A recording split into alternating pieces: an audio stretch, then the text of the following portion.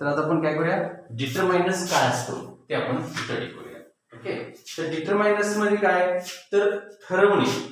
आता कसं असते ते, तर एखाद्या शब्दाच्या अगोदर किंवा एखाद्या नाउनच्या अगोदर एखादा फ्रेज असतो साधारणपणे, म्हणजे ते आर्टिकल्स असतो. डिटरमाइनर मध्ये आर्टिकल सुद्धा असतात. आर्टिकल म्हणजे काय, उपपदे. आर्टिकलचा अर्थ काय, उपपदे. म्हणजे डिटरमाइनर्स मध्ये पहिला जो पॉइंट जो आहे तो आर्टिकल्स असतो. त्यामध्ये ए, एन आणि दोन आर्टिकल्स सुद्धा डिटरमाइनर्स असतात. तर डिटरमाइनर कसे ठरवतात, डिटरमाइनर याचा अर्थ ते कसं ठरवतात ते, तर अ म्हणजे एकवचन. चा अर्थ काय, एकवचन. नंतर एन म्हणजे कधी वापरतो, कधी वापरतो, एन कधी वापरतो, द कधी वापरतो. तर हा आपण जर त्या शब्दाची सुरुवात कशाने सुरुवात झाली, व्यंजनाने सुरुवात झाली. आपल्याकडे 26 अल्फाबेट्स ना, त्याची व्यंजन किती, 21 व्यंजन. स्वर किती, 5 स्वर. स्वरामध्ये ए, ई, आय, ओ, यू ही स्वर असतात. याने सुरुवात झाली की आपण एन वापरतो. यापैकी बाकीचे 21 अक्षरांनी म्हणजे कॉन्सोनंट्सनी याला काय म्हणतात, वोवेल्स. याला ओवेल्स म्हणतात. 5 जे असतात त्याला ओवेल्स म्हणजे स्वर. याला काय म्हणतात, स्वर. आणि बाकीचे 21 आहेत त्याला कॉन्सोनंट्स. म्हणजे 21 अक्षरापैकी एकाला जर सुरुवात झाली तर त्याच्या अगोदर अ वापरायचं, त्याला सुद्धा डिटरमाइनर्स म्हणायचं. या 5 पैकी एका स्वराने जर सुरुवात झाली तर त्याला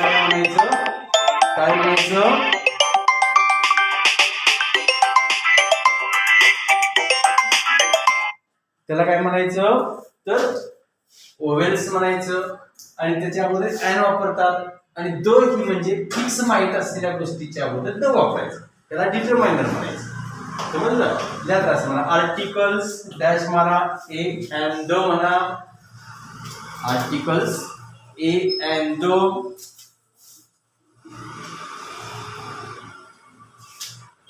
आर्टिकल्स म्हणा आणि ए एन द म्हणा. तिथं म्हटलं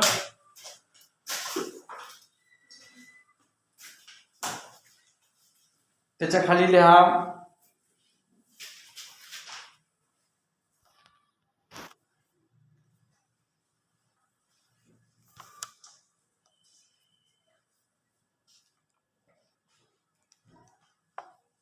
लिहिलं का, त्याच्या खाली लिहा आर्टिकलचं ए एन द म्हणा.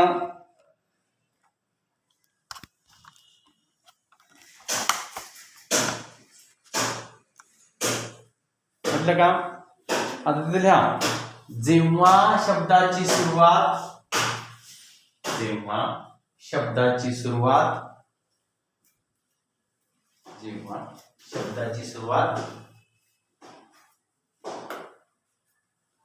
ए, ई, आय, ओ, यू,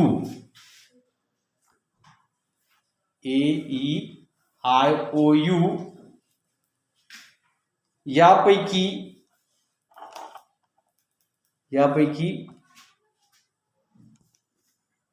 एका स्वराने होते,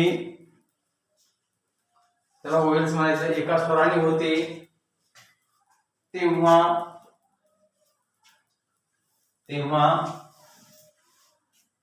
एन हे उपपद लागते.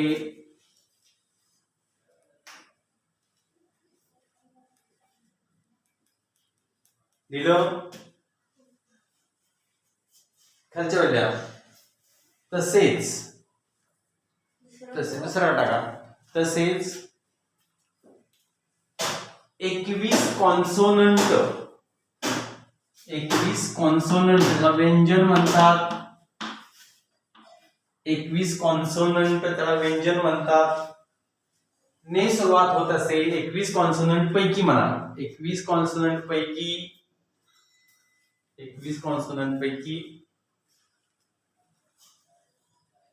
एकाने सुरुवात होत असेल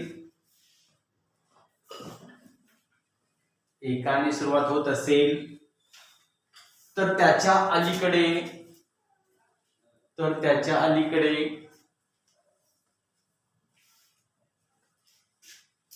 अ हे उपपद वापरतात, अ हे आर्टिकल वापरतात, अ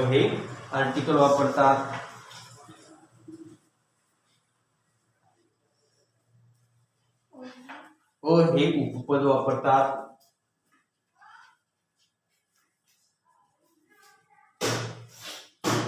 तिसरा आकडा टाका. तसेच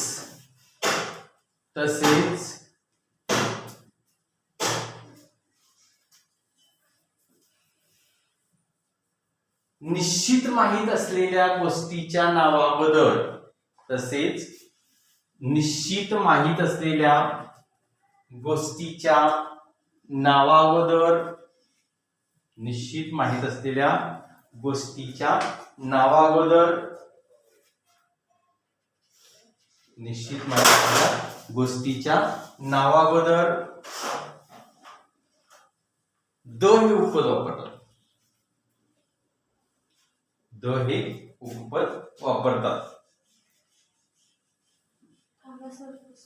द हे उपपद वापरतात.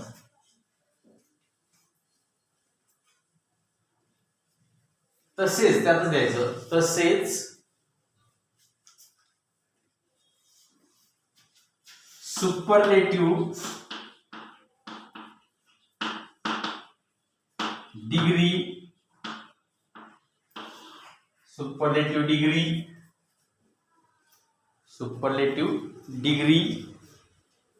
च्या अगोदर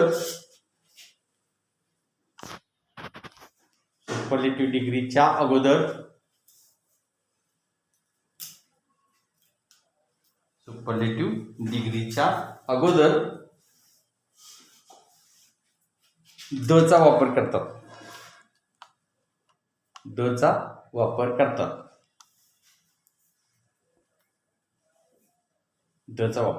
सुपरलेटिव्ह डिग्रीच्या अगोदर द चा वापर करतात. फॉर एक्झाम्पल बघा तर लक्षात घ्या. आता उदाहरणार्थ फॉर एक्झाम्पल आपण बघा ना, ऍपल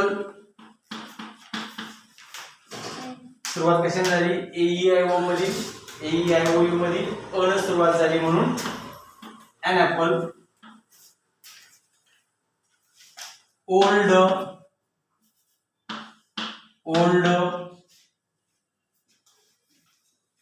ओ न सुरुवात झाली an old.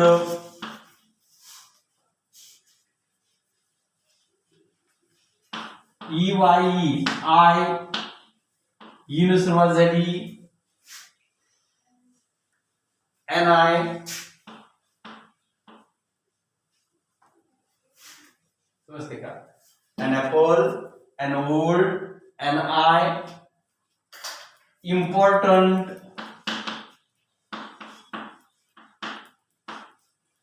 I न सुरुवात झाली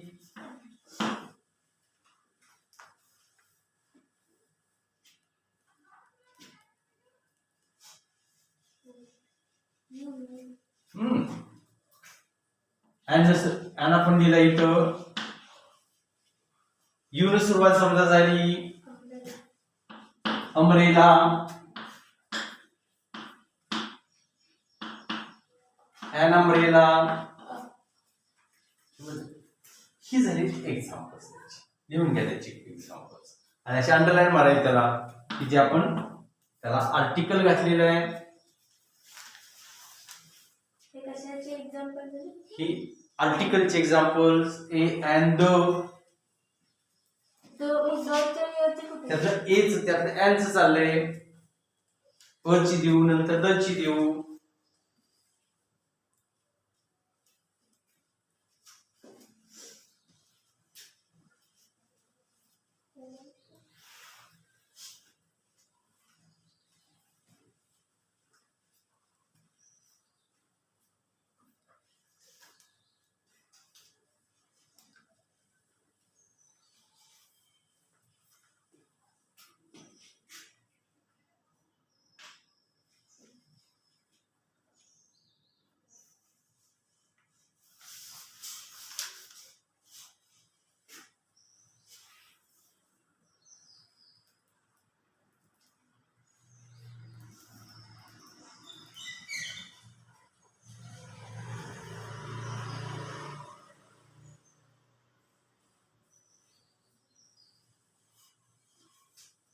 आता हे झाली अँड ची उदाहरणे. काय आता आपण अ ची घेऊया. अ स्पॅरो. बघा बरं, यस कशा, यस म्हणजे काय, व्यंजन आहे की नाही तुमचं, व्यंजन आहे म्हणले की स्पॅरो. अ स्पॅरो अंडरलाईन आपण अ ला मारणार. कोणाची, अँड ची उदाहरणे. हे अ ची उदाहरणे, ओ वापरायचा. अ ची उदाहरण examples. A sparrow, a village,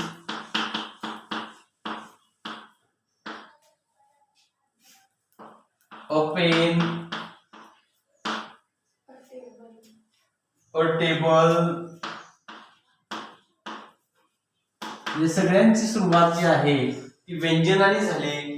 sparrow yes हा 21 व्यंजनापैकी एकाने सुरुवात झाली की अ चा वापर करायचा. समजते का?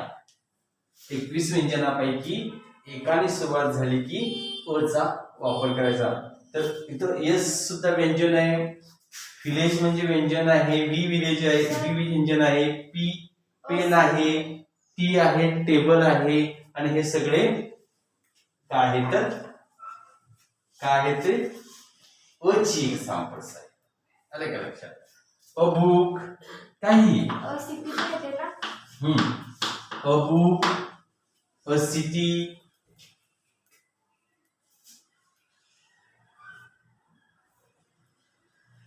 अशी एक्झाम्पल त्याची झाली. फक्त लक्षात ठेवा 21 व्यंजनापैकी एका व्यंजनाने सुरुवात झाली की त्याच्या अलीकडं अ यायला पाहिजे. हे झालं अ च्या बाबतीमध्ये. आता आपण घेणार आहोत द ची एक्झाम्पल्स बघणार आहोत. द कधी वापरायचा, एक्झाम्पल्स आपण घेणार आहोत. तर देशांची नावे कसं असतं माहिती का, द चा वापर देशांची नावे, पर्वतांची नावे, नद्यांची नावे, माहित फिक्स माहित असणाऱ्या गोष्टी. लक्षात आलं का? मग देशांची नावे असतील तिथे लिहा फार तर द ची एक्झाम्पल मध्ये असं म्हणा, द ची एक्झाम्पल तिथे वाक्य लिहा. मगाशी म्हणतो की आपण निश्चित माहित असणाऱ्या गोष्टीच्या अगोदर द वापरायचं म्हणतो की नाही मगाशी आपण, तसं मग त्यात कोण कोण येणार, देशांची नावे येणार, देशाची नावे येणार, कॉमा द्या, देशाची नावे, नद्यांची नावे द्या तिथं, देशाची नावे, नद्यांची नावे, पर्वतांची नावे,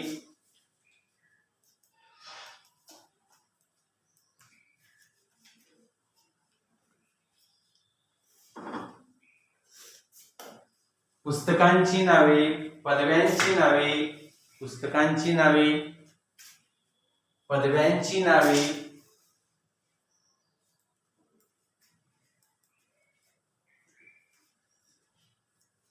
यांच्या अगोदर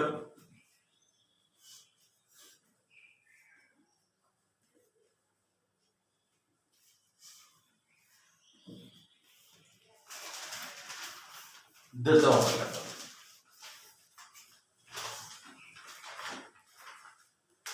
वर सांगितले सुपरलेटिव्ह डिग्री सांगितले की नाही, तिथेही येणार.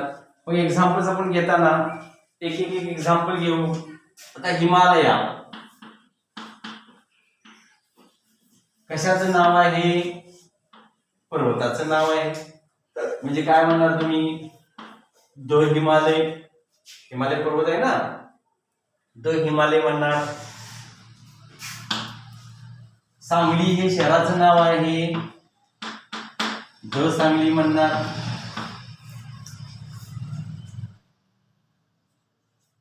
India,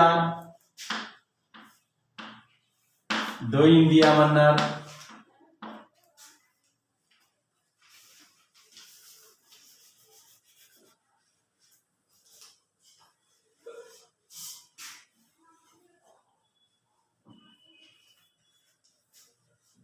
the fastest, the fastest म्हणजे फिक्स माहिती आहे. हे काय झालं, ही फिक्स माहिती आहेत वरची, हिमालय फिक्स माहिती आहे. सांग फास्टेस्ट ही डिग्री कुठली? Superlative degree. Fast faster fastest. Fast म्हणजे काय? वेगाने. फास्टर ही त्याची कंपॅरेटिव्ह डिग्री. फास्टेस्ट ही सुपरलेटिव्ह डिग्री. आणि तुम्हाला एक व्हिडिओ पाठवलेला आहे डिग्रीचा, तो डिग्रीचा व्हिडिओ लिहून काढा. तुम्हाला त्यात सगळे हे आहे. मग ते तुम्हाला समजते की फास्टेस्ट हे ईएसटी प्रत्यय लावला की पॉझिटिव्ह सुपरलेटिव्ह डिग्री असते, ईआर प्रत्यय लावला की पॉझिटिव्ह कंपॅरेटिव्ह डिग्री असते, आणि हे प्रत्यय नसते की positive degree. Positive comparative superlative video लिहून काढला की मग तुम्हाला मी शिकवायला सुरुवात करेन, त्याचे एक्झाम्पल्स घेऊन घेईन. तर the fastest, the tallest. Tallest म्हणजे उंच, सर्वात उंच. सर्वात फास्ट, सर्वात उंच, हे सुपर, ज्याला ईएसटी प्रत्यय लागतो तो सुपरलेटिव्ह डिग्री असतो. काय असतो? सुपरलेटिव्ह डिग्री असतो, लक्षात घ्या. Greatest, the greatest. ग्रेटेस्ट म्हणजे जास्त, महान, मोठा. हे झाले 3 नियम तुमचे. यात सगळ्याला मिळून आपण म्हणणार आहे डिटरमाइनर. डिटरमाइनर म्हणजे निश्चित असे ठरवणारे, त्याला म्हणतात आर्टिकल्स. येतात डिटरमाइनर्स मध्ये. पहिला येतो तो आर्टिकल्स येतो. डिटरमाइनर्स मध्ये पहिला काय येतो? आर्टिकल येतो. आर्टिकल्स येणार आहेत पहिला, त्याच्यामध्ये काय येणार? पहिला आर्टिकल्स. आता दुसरा, आता याच्यामध्ये आणखी एक पार्ट आहे.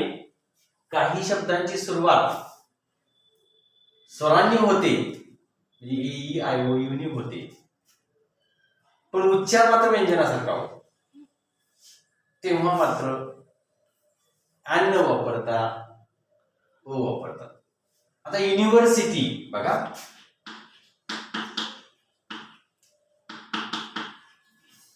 UNIVERSITY. युनिव्हर्सिटीची सुरुवात यू ने झाली, पण यू म्हणजे यो. युनिव्हर्सिटी, यू म्हणजे मराठीमध्ये य ना. University, university. बघा लक्षात घ्या, असं त्याचा उच्चार करतो आपण. मग सुरुवात कशाने झाली? युनी, पण उच्चार कसा केला? यनी, म्हणजे व्यंजनानेच उच्चार केला.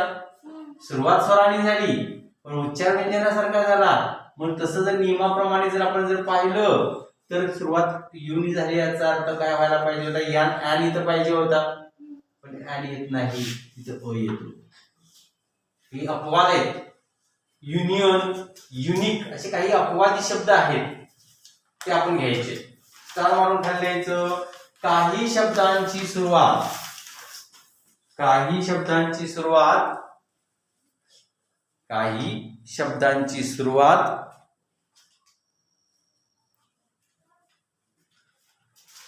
काही शब्दांची सुरुवात स्वरांनी होते. काही शब्दांची सुरुवात स्वरांनी होते, परंतु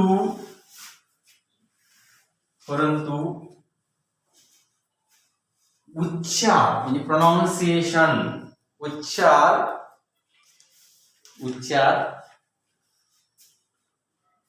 व्यंजनासारखा होतो. कॉन्सोनंट सारखा, व्यंजनासारखा होतो म्हणजे कॉन्सोनंट सारखा होतो. तेव्हा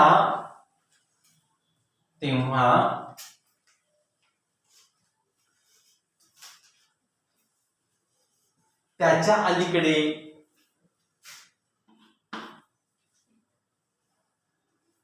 अ हे उपपद लिहावे.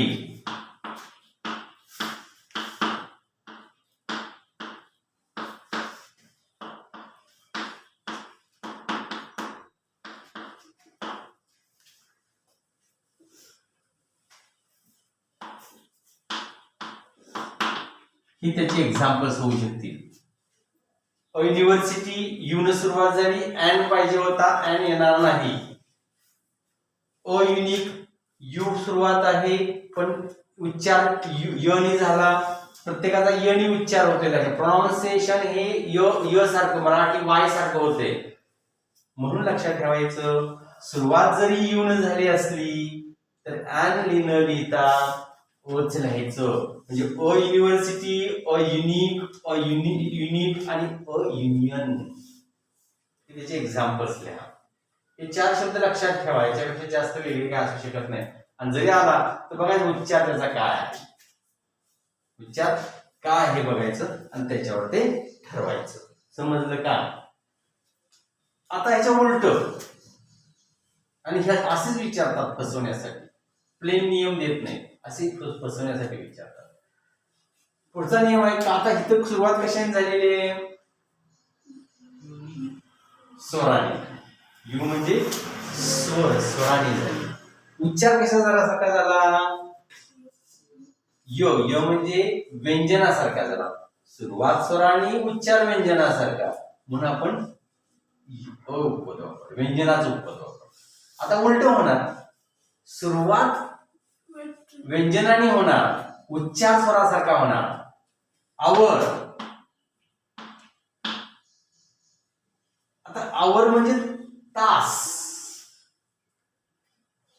बरोबर का मग आ उच्चार काय झाला आवर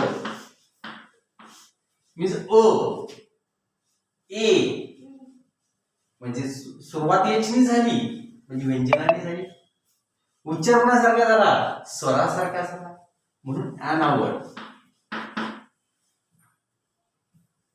समजा ऑनेस्ट ऑनेस्ट सुरुवात कुणी झाली व्यंजनाने झाली उच्चार कोणासारखा झाला स्वरासारखा झाला म्हणून अनऑनेस्ट समजते का म्हणजे स्वराने सुरुवात झाली आणि व्यंजनासारखा उच्चार झाला तर अ वापरायचं पण व्यंजनाने सुरुवात झाली स्वरासारखा उच्चार झाला तर मात्र ॲन वापरायचं हा एक फसवण्यासाठी खाली स्टार मारून लिहा जेव्हा जेव्हा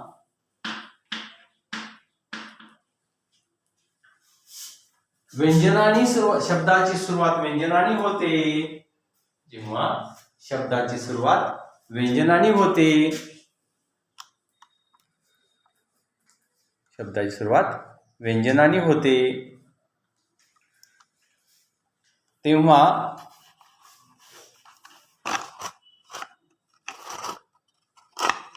व्यंजनाने होते तेव्हा होते तेव्हा नको मात्र म्हणा मात्र उच्चार स्वरासारखा होतो उच्चार स्वरासारखा होतो तेव्हा त्याच्या अलीकडे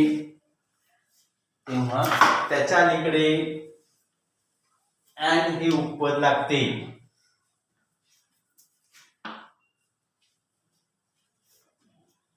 फॉर एक्झाम्पल आवर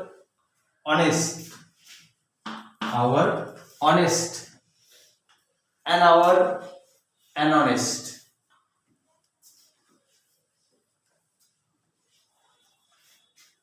त्याला म्हणतात तिघांना ए अँड द ला आर्टिकल्स म्हणतात आणि आर्टिकल्स हे काय आहेत तर डिटरमाइनर्स आहे पहिला डिटरमाइनरचा प्रकार समजा इथं ए अँड द दुसरा डिटरमाइनर आहे त्याला म्हणतात डेमॉन्स्ट्रेटिव्ह सेकंड दुसरा टाकायचा डेमॉन्स्ट्रेटिव्ह डिटरमाइनर्स जे डेमॉन्स्ट्रेटिव्ह म्हणजे दर्शवणारे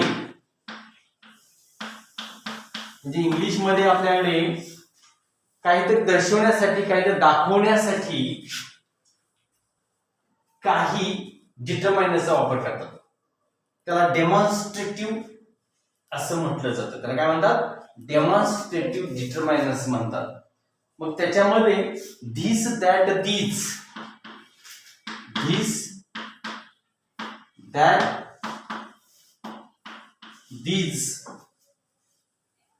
those which सारखे शब्द येतात ह्याच्या या शब्दाने दर्शवलं जाते त्याला दुसरा पाठ म्हणतात. डिटरमायनर्स मधला दुसरा पाठ म्हणजे डिटरमायनर्स. कुठला?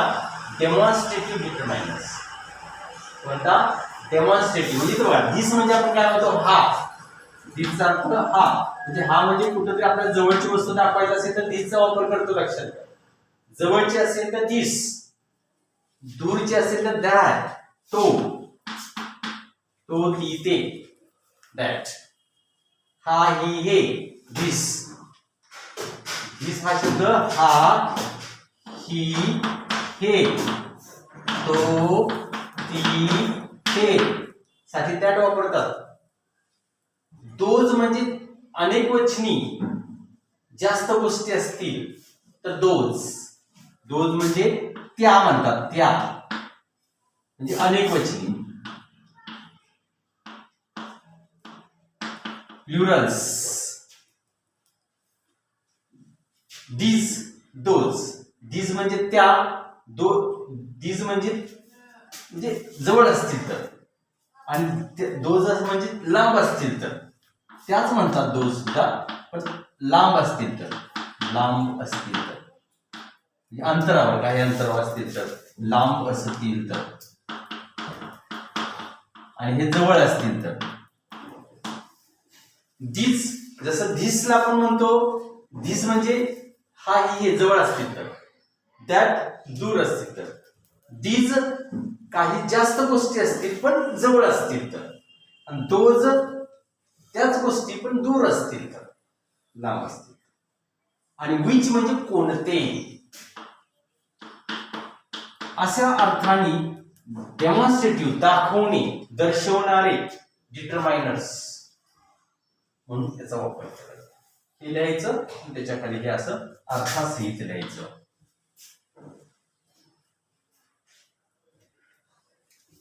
इथं आपण दिसला थोडासा दोन्हीतला फरक करू. ह्या म्हणून ह्या म्हणजे जवळ असणारे असं, अनेक व्यक्ती जवळ असणारे, जवळ असणारे फरक करू आपण त्याच्यात. म्हणजे ह्या जवळ असणाऱ्या, त्या लांब असतील तर, असंही लिहित चला.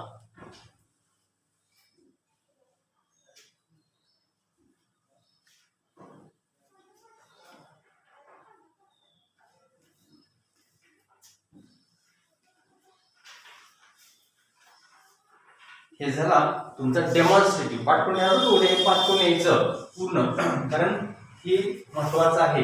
त्याला डेमॉन्स्ट्रेटिव्ह ते परीक्षेत विचारतात. डेमॉन्स्ट्रेटिव्ह आहे एक सेंटेन्स देतात आणि त्यात डेमॉन्स्ट्रेटिव्ह डिटरमायनर्स ओळखा, आर्टिकल ओळखा. आर्टिकल काय ओळखते ते सर्वांना, ते पहिल्यापासून बघतोय. हा नवीन पाठ थोडासा मला वाटतंय. तर डिटरमायनर, डेमॉन्स्ट्रेटिव्ह डिटरमायनर म्हणजे काय? धिस, दॅट, धीज, दोज, विच म्हणजे दर्शवलं पाहिजे. आलं का लक्षात? त्याला म्हणतात डेमॉन्स्ट्रेटिव्ह डिटरमायनर्स. तिसरा जो आहे पजेसिव्ह. थर्ड पॉइंट आहे पजेसिव्ह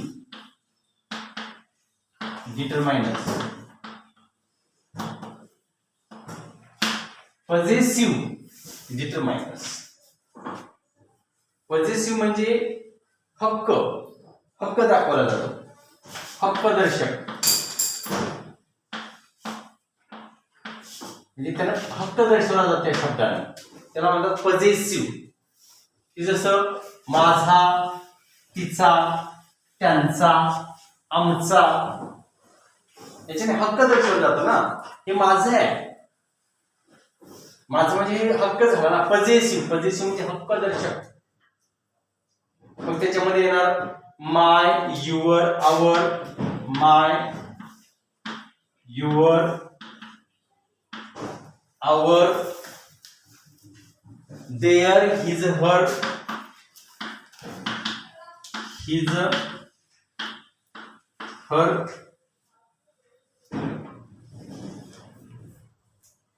म्हणजे माय म्हणजे माझा,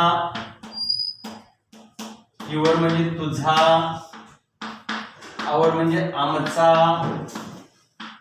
देअर म्हणजे त्यांचा, हिज म्हणजे त्याचा, आणि हर म्हणजे तिचा.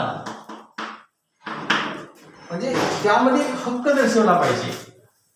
पजेसिव्ह म्हणजे हक्क झाला पाहिजे, त्याच्यामध्ये हक्क दिसून आला पाहिजे.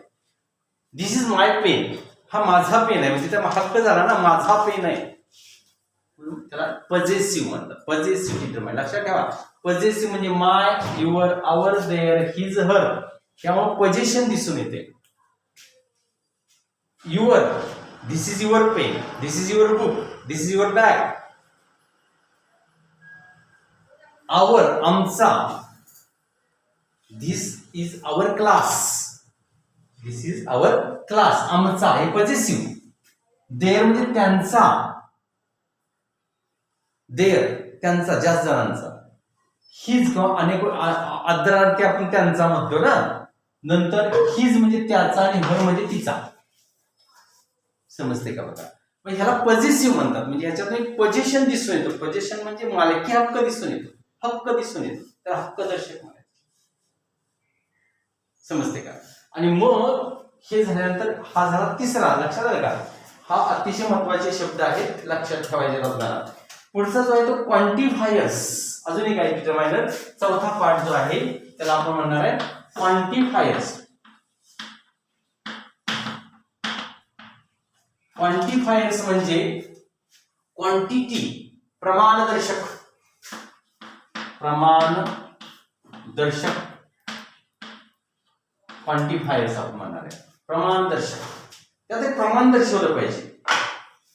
मग काय ते कमी असेल, फ्यू असेल, मेनी असेल, मच असेल, हे जे प्रमाण असतं ना ते प्रमाण त्यात दर्शवलं पाहिजे, त्याला क्वांटिफायर्स म्हणतात. त्यामध्ये क्वांटिफायर्स म्हणजे कोणता, तर प्रमाणदर्शक. पण त्याच्यामध्ये कोण कोण येणार. फ्यू म्हणजे काही. I went for a trip with a few friends, मी माझ्या मित्रांबरोबर, काही मित्रांबरोबर ट्रिपला गेलो. म्हणजे फ्यू फ्रेंड्स, काही मित्र. काही म्हणजे प्रमाण झालं ना, 5 असतील, 10 असतील, 2 असतील, 4 असतील, 5 काही असेल, त्याला प्रमाण म्हणायचं. फ्यू आहे. Many, much, much. मेनीचा अर्थ जास्त, मच म्हणजे पुरेसे, इनफ सारखा अर्थ. मोर, एव्हरी, ईच, सम. मोर, एव्हरी, ईच आणि सम. मोर म्हणजे सुद्धा जास्तच, एव्हरी म्हणजे प्रत्येक, ईच म्हणजे प्रत्येकच आणि सम म्हणजे काही. फ्यू सारखा, फ्यू सारखाच अर्थ काही.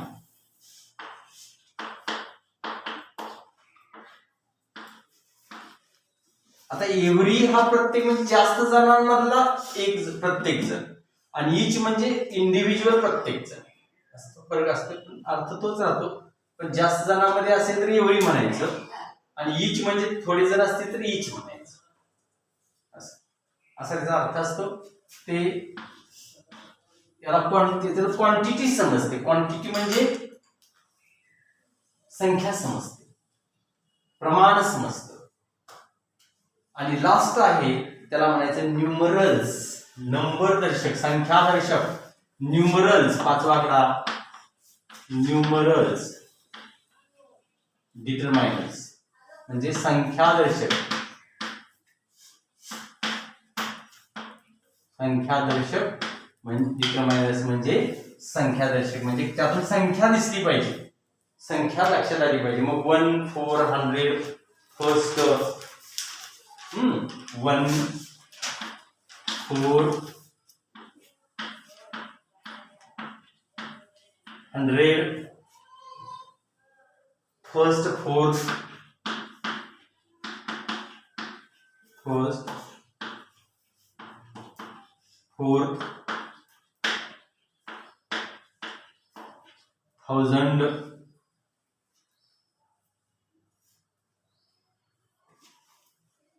हे शब्द हे काय तुम्हाला माहितीच आहे. 1, 4, 100, पहिला, चौथा, हजारावा, हजार, असं 100 म्हणजे की हजारावा, त्याच्यातून संख्या दर्शवली जाते. याच्यातून काय दर्शवली जाते? संख्या दर्शवली जाते. त्याला म्हणायचं न्यूमरल्स क्वांटिफायर, संख्यादर्शक क्वांटिफायर्स असं म्हणतात. समजलं? आता तुम्हाला मी काही वाक्य सांगतो, त्या वाक्यातील तुम्ही हे जे दिलेल्या गोष्टी आहेत ते ओळखायच्या. कोणते क्वांटिफायर्स आहे ते ओळखायचं. क्वेश्चन कसा विचारतात परीक्षेमध्ये बघा सांगतो. क्वेश्चन असा आहे, my brother bought a few magazine. या वाक्य एक्झाम्पल म्हणा, my brother brought my brother brought few magazines.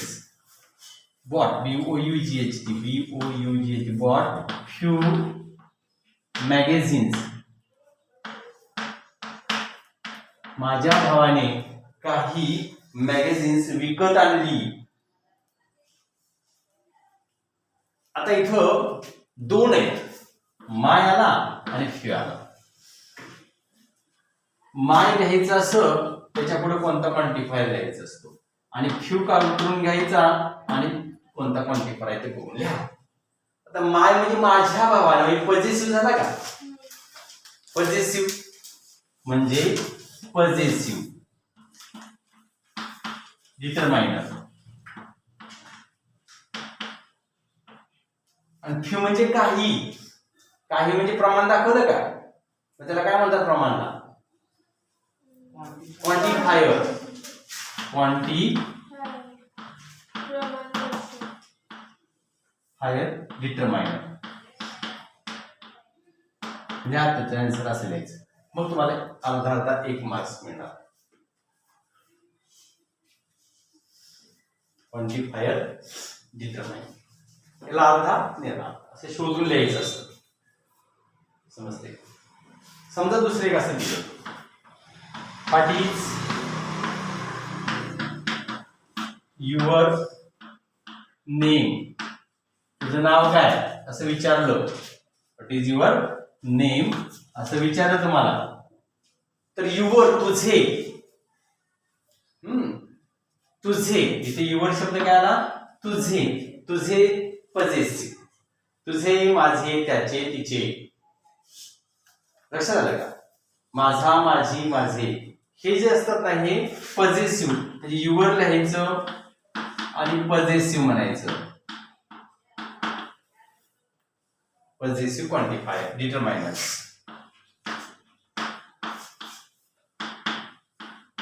समजते का? नाही ते तुम्हाला पाठ पाहिजे, ते पाठ असेल तर काही प्रॉब्लेम येणार नाही. समजलं का? These are some boys. These are some boys. तिथे बघा सम आहे, दीज आहे, दोन क्वांटिफायर्स आहेत. These are some boys. तर हा जो आहे दीज काय आहे बघून लिहा आणि सम काय आहे बघून लिहा. आलं का लक्षात? तर एवढं तुम्ही बघून लिहा.